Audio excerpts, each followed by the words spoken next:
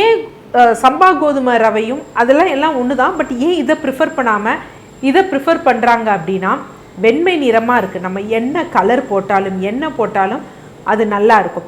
அடுத்து இதில் எல்லா சத்துக்களையும், குறிப்பாக அந்த பிராண்ட், அந்த வெளியில் இருக்க தோல், எண்டோஸ்போம் எல்லாத்தையுமே வந்து நீக்கிறதுனால என்ன ஆகும் அப்படின்னா, ஒரு அந்த நட்டி டேஸ்ட் வந்து இருக்காது.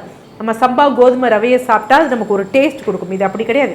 நீங்கள் சோம்பை போடுறீங்களா, காய்கறியை போடுறீங்களா, பருப்பை போடுறீங்களா, இல்லை உப்பு போட்டு தாளிக்கிறீங்களானா ஒரு எம்டி டேஸ்ட், அந்த டேஸ்ட்டை அப்படியே கொடுக்குமே தவிர இது தன்னுடைய சுவையை வந்து பிரதிபலிக்காது. ஸோ அதனால என்ன அப்படின்னா, அது ஈஸியாக இருக்கும், குக் பண்ணுறதுக்கு ஈஸியாக இருக்கும். குக் பண்ணுறது கூட ஃபஸ்ட்டு இதாக இருந்துச்சு, இப்போ அந்த கட்டியாகவும் ஆகக்கூடாது, பொலப்பொலன்னு வர்றதுக்காக அங்கேயும் நிறையா கண்டிஷ்னர், டஃபர் இந்த மாதிரியெல்லாம் வந்து சேர்க்குறாங்க. ஸோ அப்படி எடுப்பதுனால அது நமக்கு ஒரு ஈஸியான ஒரு விஷயமா இருக்கே தவிர சத்து இருக்கானா ஒன்றும் கிடையாது. அது சாப்பிடுவதனால் பயன் ஏதாவது இருக்கானா கிடையாது.